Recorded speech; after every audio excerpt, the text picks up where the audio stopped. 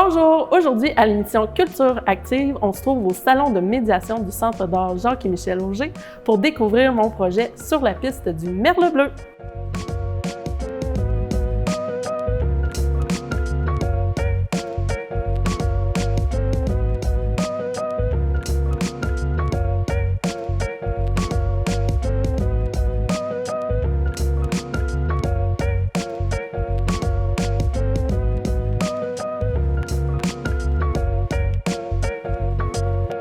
Donc, bonjour, moi c'est Elisabeth Marcoux.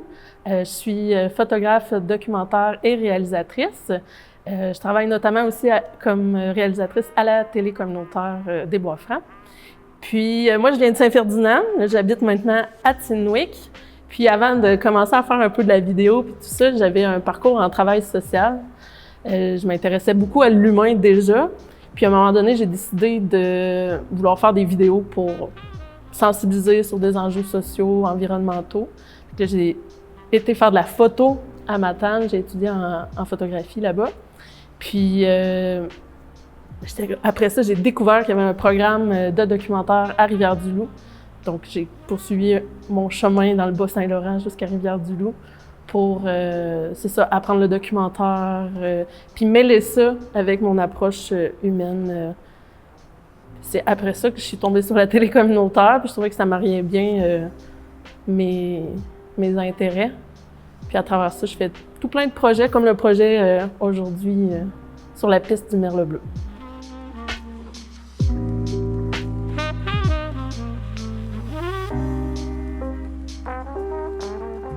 Bien, ça, c'est un projet qui date de, tu sais, en fait, là, actuellement, c'est une résidence de recherche-création que je fais avec le Centre d'art.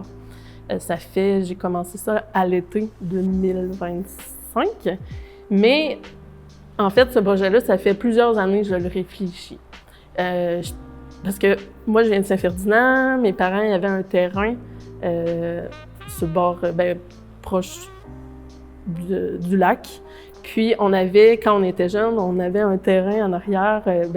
On allait jouer, c'était un voisin, on allait jouer dans le champ, puis on montait jusqu'à la croix. Fait qu'on a passé nos étés, toute notre enfance à aller jouer dans ce milieu-là. Fait que c'est un lieu que j'aimais beaucoup. Puis, je suis partie de la maison, puis tranquillement, ils ont planté des épinettes, fait que le champ s'est transformé en forêt d'épinettes. Mais j'aimais ça quand même, à retourner sur les lieux pour voir des endroits qu'on était vraiment attachés. Fait qu'à un moment donné, je suis tombée sur cette cabane-là. En fait, c'est un vieux pommier que j'allais souvent, puis que j'aime me retourner, à me promener. Puis là, j'ai remarqué, mais pourtant, il était là, ça faisait des années, j'avais remarqué qu'il y avait une cabane d'oiseaux que mon père y avait faite, puis c'était écrit 188 dessus. Puis là, je dis 188? Là, je suis comme, je vais voir mes parents, puis là, je leur dis, 188, avez-vous fait 2 ans cabane? Fait que c'est là que ça a commencé. Fait que ça fait peut-être depuis 2016, 2019, je sais pas trop. Fait que là, ils ont commencé à montrer les documents qu'il y avait. Ils cartographiaient tous les endroits qu'ils mettaient les cabanes, parce qu'ils en avaient mis en arrière de notre maison, mais ils en avaient mis à plein d'autres endroits à Saint-Ferdinand. Fait qu'ils cartographiaient. Puis là, moi, qui aime le documentaire, qui aime là, j'étais comme « Ah, c'est donc bien cool! » Fait que là, je me suis mis à aller accompagner mes parents à nettoyer les cabanes d'oiseaux, à voir avec eux c'est où qu'ils voyaient le merle bleu, à retourner avec la carte les endroits que mon père y avait dessinés sur la carte.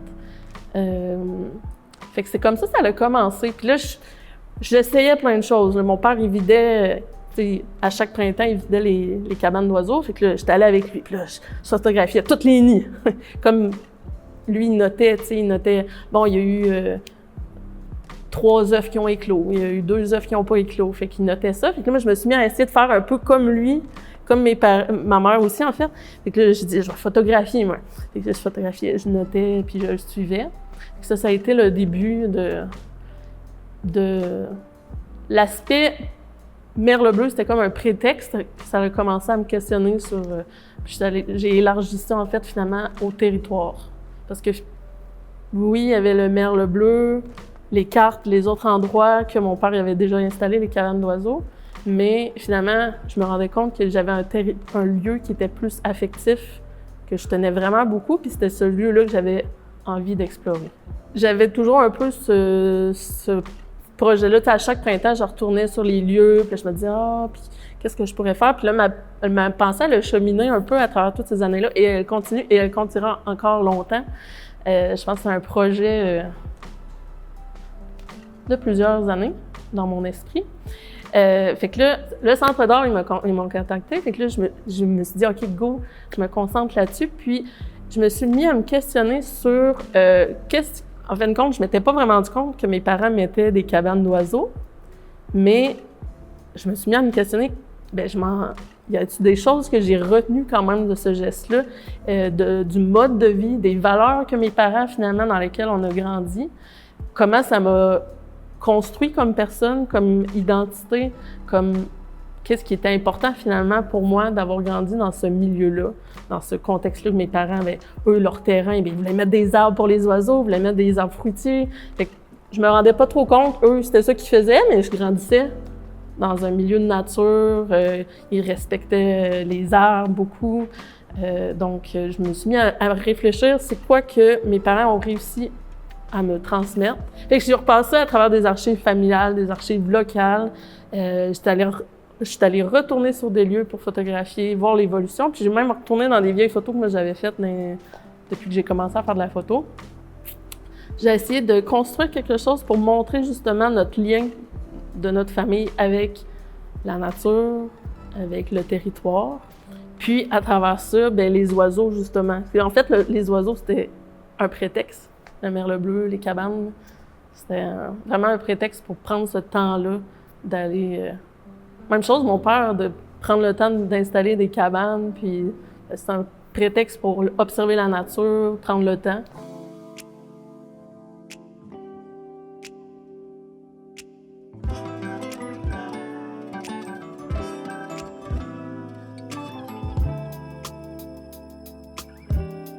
Donc ici, au salon de médiation du centre, j'ai voulu recréer ma recherche.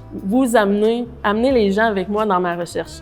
Donc j'ai amené des photos, des archives, j'ai amené une boîte de photos que j'avais classées, que j'ai cherché. J'ai fait un assemblage de photos par thème, par lieu, par espace. Puis à travers ça, j'ai aussi mis la carte que mes parents avaient faite sur les endroits qu'ils avaient installés, les cabanes d'oiseaux, mais aussi ils notaient mettons, à la cabane 188, en 1989, il y avait combien d'oiseaux, puis ils sont revenus en mars, puis j'ai même jumelé mes photos avec des petits cartels de leur observation, puis toutes les cartels sont vraiment en lien, mettons, en lien avec l'érablière, c'est vraiment un cartel en lien avec l'érablière. J'ai pris le temps de faire des jumelages comme ça. J'ai écrit une lettre à mes enfants aussi qui explique pourquoi j'ai fait ce projet-là. Puis en arrière de moi, en fait, il y a la cabane 188.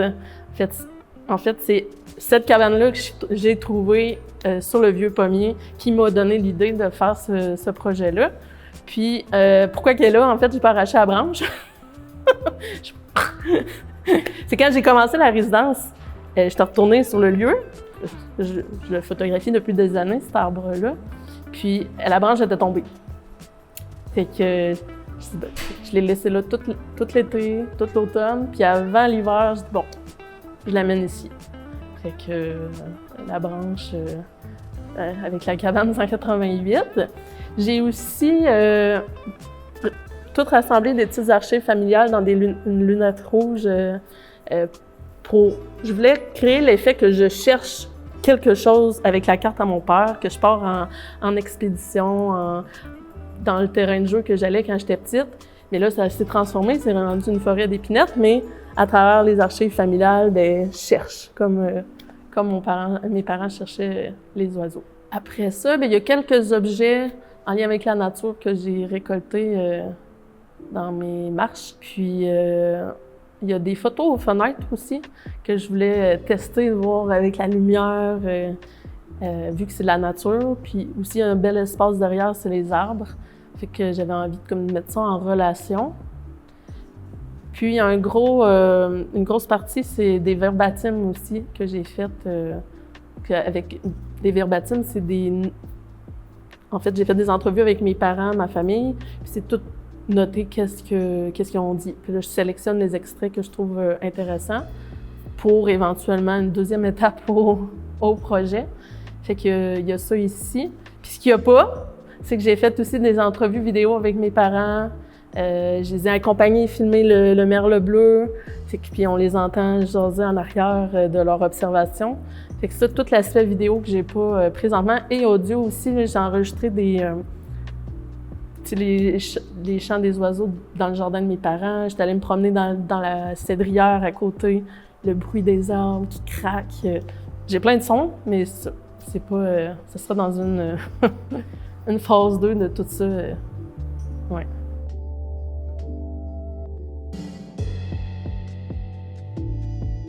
Ici, normalement, il y a un espace de médiation, puis j'invite les gens à faire une cartographie d'un lieu de la nature qui était important pour eux.